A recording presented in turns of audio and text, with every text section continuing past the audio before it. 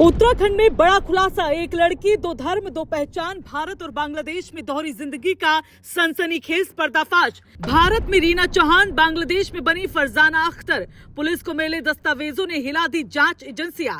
हिंदू मंगलसूत्र पहनकर भारत में रहती थी और फिर बांग्लादेश जाकर बुर्का पहन लेती थी। प्रेम के बहाने पहचान का पूरा खेल।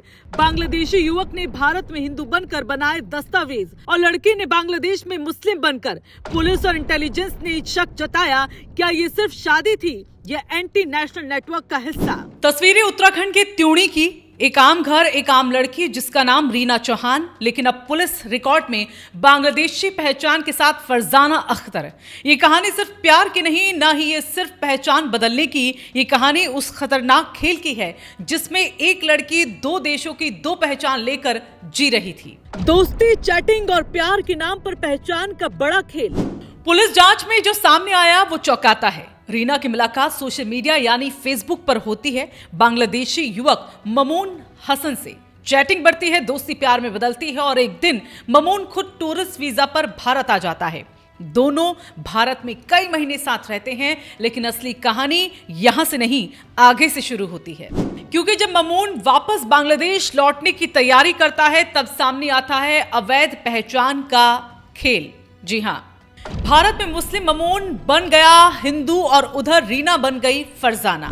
कानूनी दिक्कतों से बचने के लिए रीना ने अपने पूर्व पति सचिन के नाम पर ममून के दस्तावेज बनवाए। मतलब जिस शख्स से तलाक हो चुका उसी के नाम पर दूसरे पति के कागज बनते हैं। और ये सिर्फ अकेले नहीं हुआ, पुलिस के अनुसार कुछ रिश्तेदारों ने इस धोखाधड़ी में मदद भी की। अब बारी रीना की। जब वो बांग्लादेश जाती है तो उसके पति ममून के कहने पर उसके नाम से नए दस्तावेज तैयार होते हैं।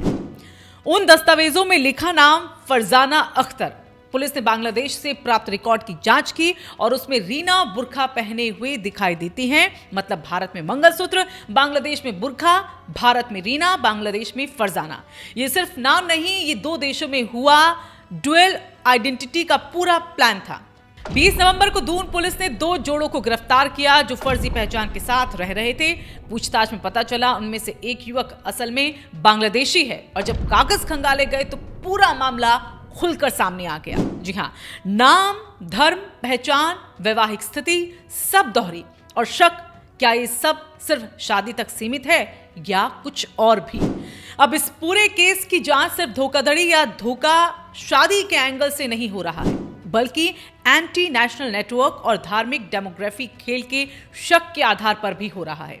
बता दें कि एसएसपी अजय सिंह का इस पर साफ कहना है कि मामले के हर संभावित पहल की जांच की जा रही है। कौन कौन जुड़ा हुआ है, क्यों जुड़ा हुआ है और क्या मंशा थी, सबकी परतें खोली जाएंगी।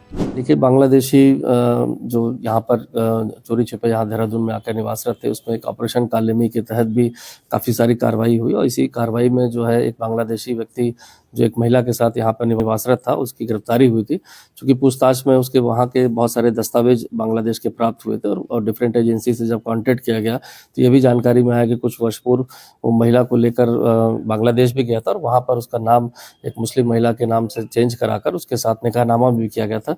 और इसके उपरांत कुछ समय उपरांत वो देहरादून में आकर फेक आईडी के माध्यम से यहाँ पर रह रहा था। चूँकि इसमें जो हमारे पास दस्तावेज प्राप्त हुए हैं जो बांग्लादेश से, उससे कहीं ना कहीं ऐसा प्रतीत होता है कि व्यक्ति द्वारा जो बांग्लादेश से आया था, जिसकी फेसबुक से फ्रेंडशिप हुई थी और कहीं ना कहीं वो बांग्लादेश लगा कि उसका धर्म चेंज करके दूसरे नाम से उससे निकाह भी किया गया और फिर वापस इंडिया में आकर यहाँ पर निवासरत था। चूँकि सारा कुछ बेटर इन्वेस्टिगेशन के तहत अंदर चल रहा है, जो भी दस्तावेज हमें विभिन्न एजेंसी से या अन्य स्रोतों से प्राप्त हो रहे हैं उसको इन्वेस्टिगेशन शामिल किया जा रहा है, जिससे कि केस की आगे मजबूत पैरवी भी की जा सके और साथ ही साथ जो धाराएं इसमें उसमें धाराओं को भी परीक्षण करके इसमें आगे धर्मांतरण के अगर लगता है कि धाराओं का वृद्धि की जानी आवश्यक होगी तो उसको भी इसमें कार्रवाई की जाएगी। कहानी सिर्फ एक लड़की की नहीं, एक खौफनाक ट्रेंड की तस्वीर है। पुलिस को अब जिन सवालों के जवाब खोजने हैं वो बेहद गंभीर हैं। सोशल मीडिया पर फेक प्यार का, पहचान बदलकर क्रॉस बॉर्डर रिश्ते का, साथ ही दस्तावेजों से नागरिकता में हेरफेर और दो देशों में दो नाम, दो पहचान और दो धर्म।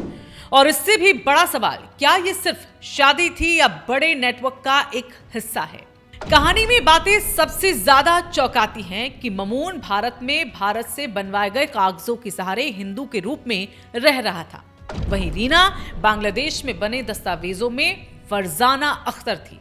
दोनों देशों की सरकारी रिकॉर्ड में 2 अलग अलग धर्म, 2 अलग अलग वैवाहिक स्थिति और सबसे बड़ा, दोनों तरफ से दस्तावेज हासिल किए गए।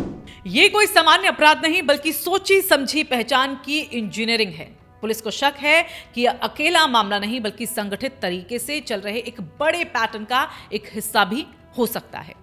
जांच टीम अब ये पता कर रही है कि क्या इस नेटवर्क में और लोग भी शामिल हैं, क्या पहचान बदलकर भारत में रह रहे और लोग भी इससे जुड़े हैं और इस पहचान बदलने का उद्देश्य सिर्फ शादी था या उससे कहीं एक बड़ा खेल। स्थानीय स्तर पर इस मामले ने बड़ा सवाल खड़ा कर दिया है। धार्मिक परिवर्तन, सीमा पार पहचान, रिश्तेदारों की मदद, सरकारी दस्तावेजों में हेरफेर, आखिर ये सब इतनी आसानी से कैसे हो गया? क्या सिस्टम में इतनी बड़ी कमियां हैं या इसे भेदने की तैयारी कहीं और से हो चुकी है?